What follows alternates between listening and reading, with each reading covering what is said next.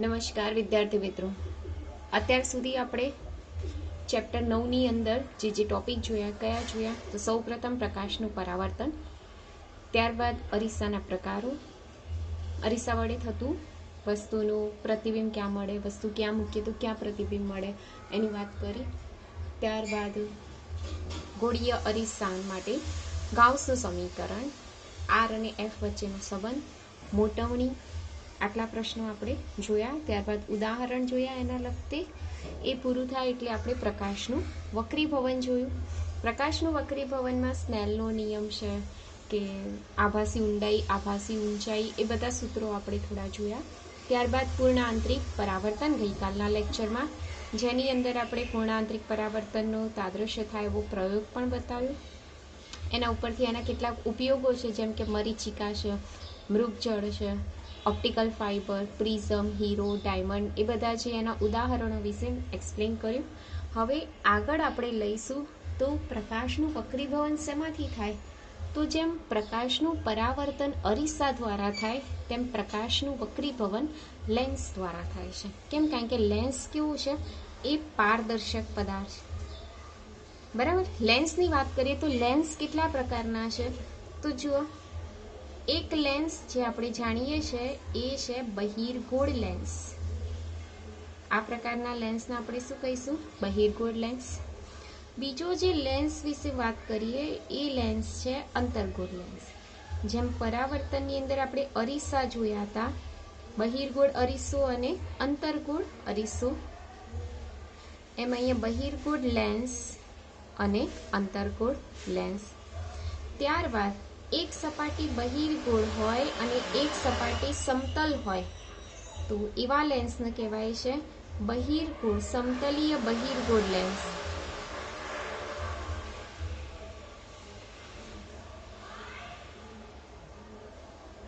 પછી એક સપાટી અંતર્ગોળ હોય આવી રીતે અને એક સપાટી સમતલ હોય તો આ પ્રકારના લેન્સને આપણે કહીશું સમતલીય અંતર્ગોળ લેન્સ. જેની બંને સપાટી આ રીતે હોય, અંતર્ગોળ પ્રકારની આવી રીતના, તો એ પ્રકારના લેન્સને આપણે કહીશું મેનિસ્કસ પ્રકારનો લેન્સ. એ પ્રકારના લેન્સને આપણે શું કહીશું? Meniscus lens. દરેક જણા જુઓ તો લેન્સમાં બે સપાટી હોય છે, બરાબર? એટલે કે બે વક્રાકાર સપાટી હોય છે. આની અંદર આ બે, આમાં આ બે, આની અંદર બી બે છે, આની અંદર બી બે, અને આમાં બી બે છે. આ બે લેન્સ વચ્ચેનું જે કેન્દ્ર હોય છે એને આપણે ઓ કહીએ છીએ. ઓને કહીશું આપણે ઓપ્ટિકલ કેન્દ્ર અથવા તો ઓપ્ટિકલ સેન્ટર. આની બે સપાટી હોય છે. દાખલા તરીકે હું બહિર્ગોળ લેન્સની વાત કરી લઉં આવી રીતે, ધ્યાનથી જોજો. તો જો બહિર્ગોળ લેન્સની બે સપાટી, તો આ જે એક નંબરની સપાટી, અને આપણે કહીશું 2 નંબર, તો એક નંબરની સપાટીને આપણે આખું વર્તુળાકાર બનાવી દઈએ આવી રીતે. આમ થઈ ગયું આખું વર્તુળાકાર. એ વર્તુળાકારનું કેન્દ્ર જ્યાં મળે એને આપણે કહીશું C1. એને આપણે શું કહીશું? C1. અને ધ્રુવથી C1 સુધીનું જે અંતર છે એને આપણે કહીશું વક્રતા ત્રિજ્યા R1. બરાબર. હવે આ બીજા નંબરની સપાટી, આ બીજા નંબરની સપાટીને આપણે આખું વર્તુળાકાર બનાવી દઈએ આ રીતના, તો એનું સેન્ટર પોઈન્ટ અહીંયા મળશે, જેને આપણે કહી દઈશું C2. આ ધ્રુવથી સેન્ટર પોઈન્ટ સુધીનું જે અંતર છે એને આપણે કહીશું વક્રતા ત્રિજ્યા R2. એટલે લેન્સને બે વક્રતા ત્રિજ્યા હોય, બે વક્રતા કેન્દ્ર હોય, બે વક્રીભવનકારક સપાટી હોય. બરાબર. આટલું તમારે ખાસ આની અંદર યાદ રાખવાનું. જો બે વક્રતા કેન્દ્ર હોય તો એને બે મુખ્ય કેન્દ્ર પણ હોઈ શકે છે. કેવી રીતે? તો જોઈએ. બે મુખ્ય કેન્દ્ર સમજવા માટે આપણે અહીંયા એક બહિર્ગોળ લેન્સની વાત કરીશું. ધારો કે આપણે અત્યારે વસ્તુ અનંત અંતરે મૂકેલું છે, એટલે એમાંથી આવનારા જે કિરણો છે એ કિરણો મુખ્ય અક્ષના કેવા થઈ જશે? સમાંતર. આ જે મુખ્ય અક્ષને સમાંતર કિરણો છે એ લેન્સમાંથી વક્રીભવન થાય. વક્રીભવન થાય એટલે આર પાર થાય, એટલે પ્રતિબિંબ હંમેશા ક્યાં મળે? પાછળ. બરાબર. એટલે મુખ્ય અક્ષને જે બિંદુએ સ્પર્શે એ બિંદુને કહેવાય પ્રથમ મુખ્ય કેન્દ્ર. એ બિંદુને આપણે શું કહીશું? પ્રથમ મુખ્ય કેન્દ્ર. અને અહીંયાથી અહીંયા સુધીનું જે અંતર છે એને આપણે કહીશું F1. ખ્યાલ આવ્યો? બીજી વસ્તુ, જો હું વસ્તુને મુખ્ય કેન્દ્ર ઉપર મૂકું એટલે કે F2 ઉપર મૂકું તો એમાંથી નીકળતું જે પ્રકાશનું કિરણ છે એ પ્રકાશનું કિરણ મુખ્ય અક્ષને કેવું થઈ જાય? સમાંતર. અને પ્રતિબિંબ મને ક્યાં મળે? અનંત અંતરે. તો આ જે વસ્તુથી ઓપ્ટિકલ કેન્દ્ર સુધીનું અંતર છે એને આપણે કહીશું F2 અને આ મુખ્ય કેન્દ્રને કહીશું આપણે દ્વિતીય મુખ્ય કેન્દ્ર. એટલે આ છે પ્રથમ મુખ્ય કેન્દ્ર અને આ થયું એ દ્વિતીય મુખ્ય કેન્દ્ર. આ પ્રથમ કેન્દ્ર લંબાઈ અને આ થશે દ્વિતીય કેન્દ્ર લંબાઈ. યાદ રાખવાનું, વસ્તુ અનંત અંતરે પડ્યું હોય તો જે પ્રતિબિંબ અંતર હોય એને F1 કહેવાય. અને જો જે વસ્તુનું પ્રતિબિંબ આપણને અનંત અંતરે મળતું હોય તો એ વસ્તુ અંતરને આપણે શું કહીશું? દ્વિતીય મુખ્ય કેન્દ્ર લંબાઈ. બરાબર? આ F1 ને કહીશું પ્રથમ મુખ્ય કેન્દ્ર અને F2 ને કહીશું દ્વિતીય મુખ્ય કેન્દ્ર. તો આ વાત કરી બે મુખ્ય કેન્દ્ર, બે કેન્દ્ર લંબાઈ, બે વક્રતા કેન્દ્ર, બે વક્રતા ત્રિજ્યા અને બે વક્રીભવનકારક સપાટી આપણે જોઈ.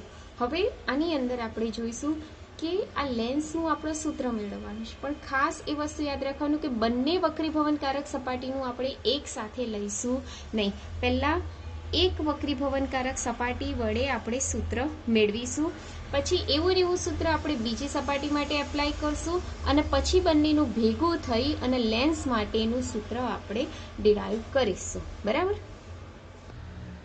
હવે જુઓ, આપણે ગોળીય સપાટી પાસે થતું પ્રકાશનું વક્રીભવન જોઈશું. એમાં આપણે એક જ સપાટી બતાવી છે. બરાબર? બંને સપાટીનું એક સાથે લીધું નહીં. પહેલાં એક સપાટીનું કરશું, એના પછી બીજી સપાટીનું જોઈશું, પછી બંનેને ભેગા કરી એટલે કે બંનેનો સરવાળો કરી અને આખા લેન્સ માટેનું આપણે સૂત્ર તારવીશું. બરાબર? હવે આનું વક્રતા કેન્દ્ર દરેકને ખ્યાલ છે ક્યાં મળે છે? અહીંયા C. આ એનું ભૌમિતિક કેન્દ્ર કહીશું, એને આપણે કહી દઈશું હાલ પૂરતું M. ધારો કે મારી વસ્તુ અહીંયા પડી છે, વસ્તુને કહી દઈશું O. બરાબર? અહીંથી અહીંયા સુધીના અંતરને હું કહી દઈશ U. બરાબર? હવે આ વસ્તુમાંથી પ્રકાશનું કિરણ અહીંયા સંપાત થાય, આને કહીશું આપણે આપાત કિરણ. અહીંયા સપાટીને દોરેલો લંબ છે, એને જવું તું ક્યાં? સીધે સીધું. પરંતુ પાતળા માધ્યમમાંથી ક્યાં જાય છે? ઘટ્ટ માધ્યમમાં. એટલે જ્યારે બી પ્રકાશનું કિરણ પાતળામાંથી ઘટ્ટમાં જાય ત્યારે એ લંબની નજીક જાય. લંબની નજીક એટલે એને જવું તું આમ સીધે સીધું, પરંતુ આ લંબની તરફ જશે એટલે પ્રતિબિંબ અહીંયા મળશે. એટલે પ્રકાશનું કિરણ અહીંયા જશે. બરાબર? અહીંયા આપણને એનું પ્રતિબિંબ મળશે. એ પ્રતિબિંબને કહી દઈશું આપણે I. એટલે જે અહીંયાથી અહીંયા સુધીનું અંતર એને આપણે કહી દઈશું V. અહીંથી અહીંયા સુધીનું અંતર એને આપણે વક્રતા ત્રિજ્યા R કહી દઈશું અને આ સપાટીને દોરેલો લંબ છે. બરાબર? આ આપાત કિરણ, આ સપાટીને દોરેલો લંબ, બંને વચ્ચેનો જે ખૂણો છે એ ખૂણાના આપણે કહી દઈશું આપાત કોણ I. આ છે લંબ અને આ વક્રીભવન કિરણ, બંને વચ્ચેનો ખૂણો એને આપણે કહી દઈશું R, અથવા તો અત્યાર સુધી જે વાપરતા આવ્યા છીએ θ1 અને આ θ2. ખ્યાલ આવી ગયો? એટલે આટલી વસ્તુ તમારે ખાસ ધ્યાન રાખવાની. હવે થોડીક ભૂમિતિ આવશે. તો ભૂમિતિ કેવી રીતે છે? તો જુઓ ખાસ, હું અહીંયા એક ત્રિકોણ વિચારું છું. ત્રિકોણ O, પછી અહીંયા આવશે ત્રિકોણ, આ જે બિંદુને આપણે કહી દઈશું, અહીંયા ચોપડીમાં વાપર્યું છે N, તો આ બિંદુને આપણે કહી દઈશું N. બરાબર? હવે આપણે એક ત્રિકોણ લઈએ ONC માટે. જો અલગથી હું એક ત્રિકોણ બતાવી દઉં છું આવી રીતે. આ O, N અને C, આ છે લંબ. બરાબર? આ આપાત કિરણ, આ બંને વચ્ચેનો ખૂણો જેને આપણે કહીશું θ1 કહી દઈશું. તો θ1 આ ત્રિકોણ માટે કેવો કહેવાય? બહિષ્કોણ. એટલે અહીંયા લખીશું θ1 એ ત્રિકોણ NOC માટે કેવો ખૂણો છે? બહિષ્કોણ. માટે જો મારે આના માટે સૂત્ર લખવું હોય તો θ1 બરાબર શું લખાય? ખૂણો NOC વત્તા ખૂણો NCO. આવી રીતના લખાય, કારણ કે આ ખૂણાનું માપ આ બંને ખૂણાના માપના સરવાળા જેટલું હોય. આને કહી દઈએ સમીકરણ નંબર 1. બરાબર. હવે એક આ ત્રિકોણ લઈએ NIC માં. જો અહીંયા બતાવી દઉં, અલગથી જ બતાવી દઈએ આપણે. બરાબર. આ વક્રીભવન કિરણ છે, આ લંબ છે, આ બિંદુ C, આ બિંદુ I આવી રીતે છે. બરાબર. આ ખૂણો છે θ2 અને આને આપણે કહી દઈશું અહીંયા M. બરાબર. તો અહીંયા શું લખીશું? આ છે N. ત્રિકોણ NIC માટે કયો ખૂણો બહિષ્કોણ છે? તો ખૂણો C બહિષ્કોણ છે, એટલે ખૂણો NCM કેવો છે? બહિષ્કોણ છે. આ ખૂણો બહિષ્કોણ છે ને, તો આ ખૂણાનું માપ એ આ બંનેના સરવાળા જેટલું થાય, એટલે એ લખી શકાય ખૂણો NCM બરાબર θ2 વત્તા ખૂણો NIM. તો θ2 બરાબર શું થશે? તો આને આપણે સમીકરણ નંબર 2 કહી દઈએ.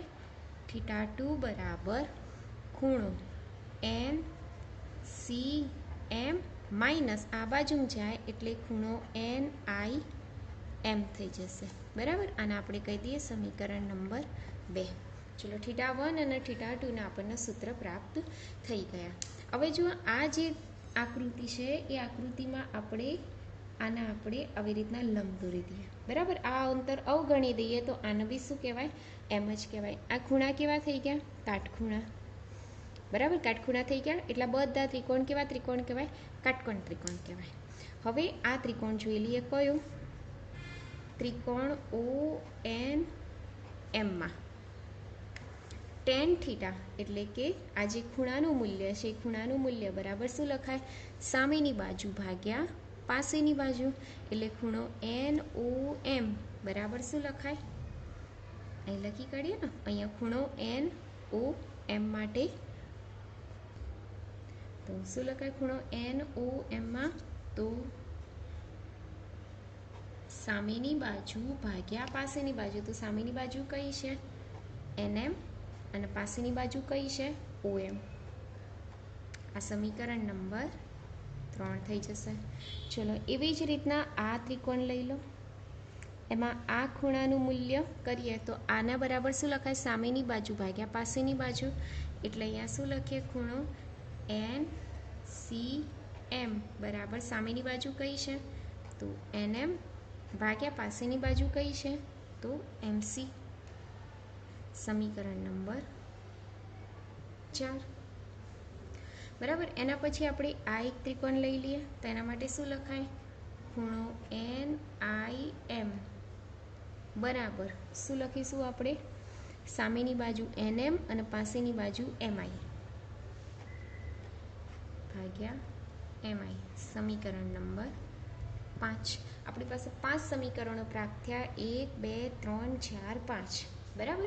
હવે આની મને જરૂર પડશે, એના પહેલાં હું સ્નેલના નિયમનો ઉપયોગ કરું. બરાબર. સ્નેલનો નિયમ કયો હતો?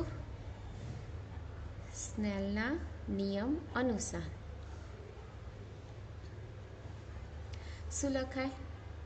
N1 sin θ1 બરાબર N2 sin θ2.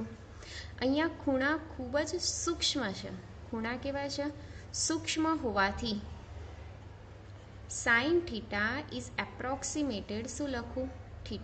એટલે જ્યાં જ્યાં sin θ1 છે એની જગ્યાએ મારે શું લખવાનું? θ1. અને sin θ2 છે એની જગ્યાએ હું શું લખીશ?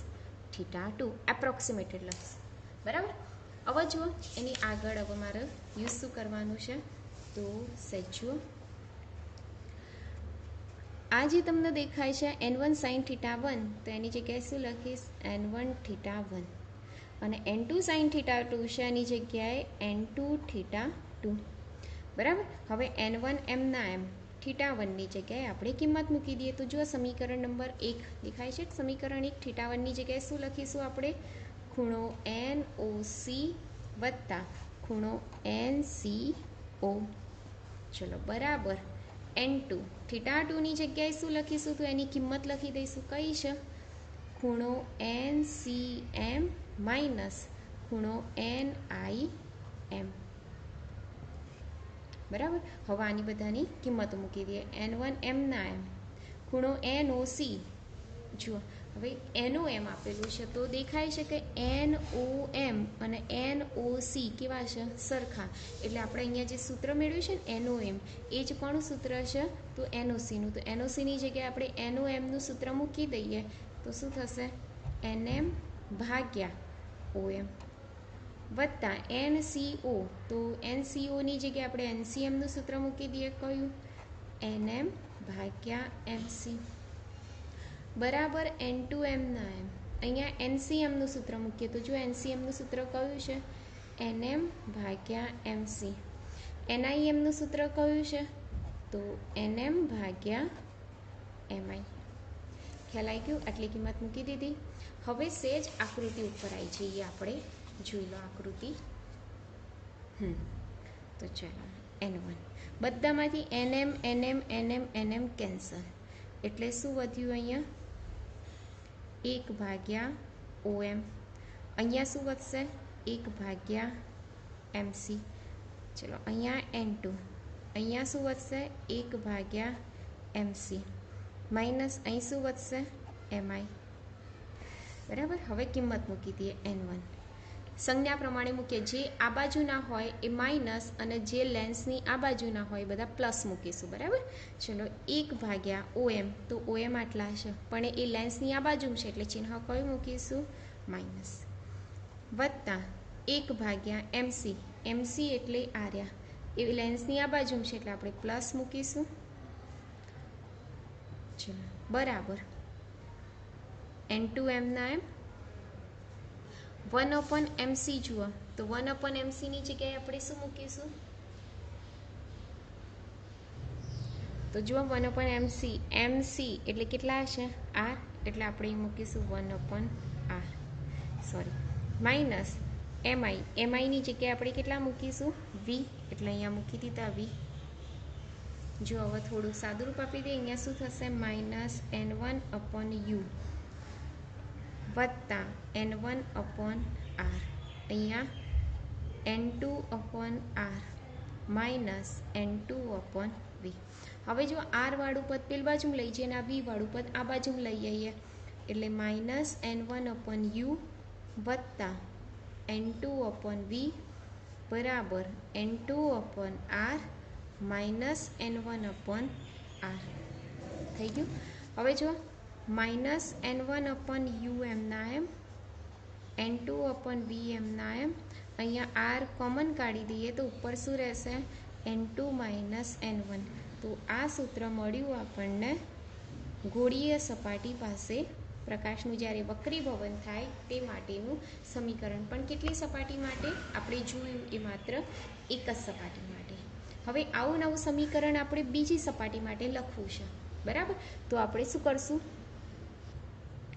હવે જો અમારે લેન્સ વડે થતું વક્રીભવન જોવું છે તો લેન્સમાં જો બે સપાટી છે બે સપાટી માટે આપણે આ સપાટીનું અત્યારે જોઈ લીધું કેવી રીતના જોયું તો જો અત્યારે ફરીથી બતાવી દો તો આ એક સપાટી આ એની મુખ્ય અક્ષ અહીંયા વસ્તુ O બરાબર આ બિંદુને આપણે કહી દઈએ છીએ બિંદુ B અહીંથી અહીંયા સુધીનું જે સેન્ટર પોઈન્ટ છે એને આપણે C1 કહી દઈએ બરાબર અહીંયાથી પ્રકાશનું કિરણ આ બાજુ જાય છે અહીંયા આપણને પ્રતિબિંબ મળે છે I1 આ સપાટીને દોરેલો લંબ છે બરાબર આટલું આપણે અત્યારે જોયું હતું આ પ્રથમ વક્રીભવનકારક સપાટી અહીંથી અહીં સુધીનું અંતર આપણે લઈ લઈએ R1 આ એનું વક્રીભવનાંક N1 અને આ એનું વક્રીભવનાંક N2 બરાબર હવે આ સપાટી માટે વસ્તુ આ હતું વસ્તુમાંથી પ્રતિબિંબ ક્યાં મળે છે I1 હવે પ્રથમ સપાટી વડે મળતું જે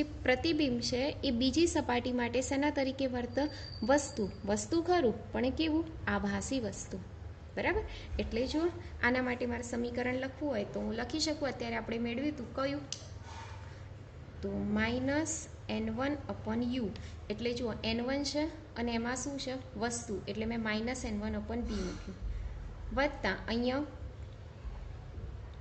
માધ્યમનો વક્રીભાવનાંક n2 અને એમાં શું મળે છે? પ્રતિબિંબ. તો એના માટે હું આ અંતર જે છે એ અંતરને હું કહી દઉં છું v1. આનું હું શું કહી દઉં છું?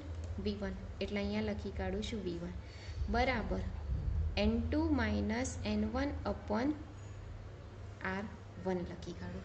બરાબર, એના માટે શું લખી કાઢું? 2 માઇનસ n1 અપોન r1. આ કઈ સપાટી માટે? તો પ્રથમ વક્રીભવનકારક સપાટી માટે. સપાટી માટેનું સૂત્ર લખ્યું, સમીકરણ નંબર 1. હવે આ બીજા નંબરની સપાટી માટેની હું આકૃતિ દોરું. તો જુઓ, બીજા નંબરની સપાટી માટે આ થશે. ખ્યાલ આવ્યો? આ એની મુખ્ય અક્ષ થશે. બરાબર, આ સેન્ટર પોઈન્ટ C2 થશે. અહીંથી અહીં સુધીનું અંતર એને આપણે શું કહી દઈશું? R2. હવે વસ્તુ ક્યાં પડેલું છે? I1 અહીંયા. બરાબર, હવે આના વડે મળતું પ્રતિબિંબ એ આના માટે તો શું કહેવાય? વસ્તુ કહેવાય. બરાબર, એટલે આટલેથી આટલે સુધીનું આપણે અંતર લઈ લઈએ, જે આપણને આપેલું છે. કયું? v1 લઈ લઈએ. બરાબર, આમાંથી જો પ્રકાશનું કિરણ આ સપાટી ઉપર આપાત થાય તો એનું પ્રતિબિંબ મને અહીંયા મળશે.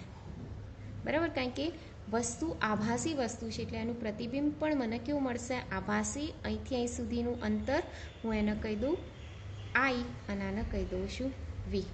બરાબર, હવે ખાસ આ વસ્તુ અંતર છે, આ પ્રતિબિંબ અંતર અને આ વક્રતા ત્રિજ્યા. તો ચલો આના માટે અહીંયા આપણે લઈ લઈએ n2 અને આ લઈ લઈએ આપણે n1. બરાબર, હવે જુઓ ખાસ વસ્તુ આપણું ક્યાં પડ્યું છે? અત્યારે ખરેખરમાં તો n2માં જ પડ્યું છે. એટલે અહીંયા શું લખાય? જેમ અહીંયા n1 લખતા હતા, અહીં શું લખવાનું આપણે? n2. વસ્તુ અંતર કેટલું લેવાનું છે? તો v1. ચલો, પ્રતિબિંબ ઘટમાંથી પાતળામાં જાય છે એટલે પ્રતિબિંબ કયામાં મળે છે? પાતળા માધ્યમમાં. એટલે આપણે અહીંયા લખીશું n1 અને પ્રતિબિંબ અંતર કયું લઈશું આપણે? v. બરાબર, ચલો અહીંયા n2ની આગળ માઇનસ છે એટલે આપણે અહીંયા શું લખીશું? n1 માઇનસ n2 અને ભાગ્ય વક્રતા ત્રિજ્યા કેટલી લઈશું આપણે? r2. ચલો અહીંયા થોડુંક સાદરૂપ આપી દે, માઇનસ આગળ લઈ લઈએ તો શું થશે? અહીંયા સહેજ માઇનસ આગળ લઈ લઈએ તો સમીકરણ બની જશે માઇનસ n2 અપોન v1 વત્તા n1 અપોન v બરાબર માઇનસ બહાર કાઢી દઈએ, અંદર શું રહેશે? n2 minus n1 upon r2. આ સમીકરણ નંબર 2 થઈ ગયું. આ સમીકરણ આપણને 2 પ્રાપ્ત થઈ ગયા. જોઈ સમીકરણ 1 અને સમીકરણ 2. હવે શું કરવાનું કે બંને સમીકરણોનો સરવાળો કરી દઈએ. એટલે અહીંયા લખું સમીકરણ 1 અને 2 નો સરવાળો કરતા. ચલો સમીકરણ 1 અને 2 નો સરવાળો કરો તો સમીકરણ 1 આ રહ્યું. બરાબર, અને સમીકરણ 2 આ રહ્યું. તો બંનેનો સરવાળો કરો તો n2 upon v1 minus n2 upon v1 cancel થઈ જશે. બરાબર, એટલે અહીંયા શું વધ્યું? માઇનસ n1 અપોન u અને અહીંયા શું વધ્યું? વત્તા n1 અપોન v. એટલે અહીંયા લખું છું માઇનસ n1 અપોન u વત્તા n1 અપોન v. ચલો બરાબરની આ બાજુનું પૂરું. બરાબરની પેલ બાજુ તો જુઓ, બરાબરની પેલ બાજુ n2 minus n1 upon r1 અને અહીંયા માઇનસ n2 માઇનસ n1 છે. એટલે જો અહીંયા લખું છું n2 minus n1 upon r1 પછી minus n2 minus n1 upon r2. આ રીતના છે. ચલો હવે સાદું રૂપ આપી દઈએ આપણે તો માઇનસ n1 બંનેમાંથી કોમન નીકળી જાય એટલે અંદર રહેશે માઇનસ 1 અપોન u વત્તા 1 અપોન v. અહીંયાથી કોમન નીકળી જશે n2 માઇનસ n1 એટલે અંદર શું રહેશે? 1 upon r1 minus 1 upon r2. n1 છેદમાં જતા રહે એટલે માઇનસ 1 અપોન u વત્તા 1 અપોન v બરાબર n2 minus n1 upon n1 અને અહીંયા આવશે 1 upon r1 minus 1 upon r2.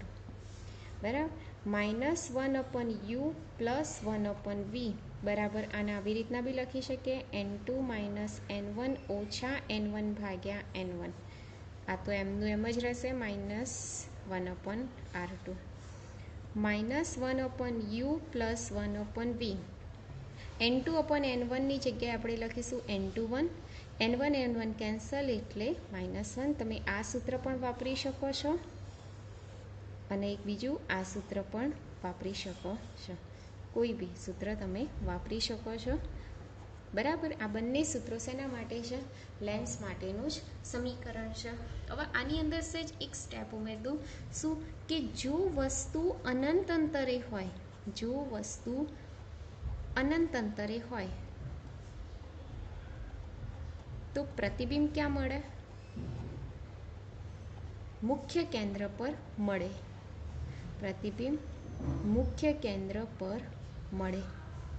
એટલે કે વસ્તુ અંતર મારે u બરાબર કેવા લઈ લેવાના? ઇન્ફિનિટિવ. તો v બરાબર શું મળશે? f.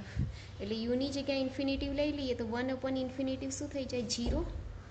આ 1/vની જગ્યાએ શું લઈ લેવાનું આપણે?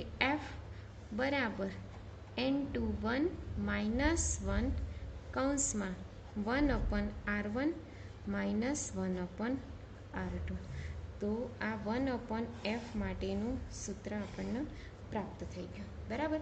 અને આપણે એક પ્રકારનું લેન્સ મેકર્સનું સમીકરણ પણ કહી શકીએ છીએ, બરાબર. એનો તો આપણે આજના લેક્ચરમાં આપણે કોનું સમીકરણ મેળવ્યું? તો પાતળા લેન્સ માટે લેન્સ મેકર્સનું સમીકરણ મેળવ્યું. પાતળા લેન્સ માટે લેન્સ મેકર્સનું સમીકરણ મેળવ્યું. તો આજના લેક્ચર પૂરતું આટલું.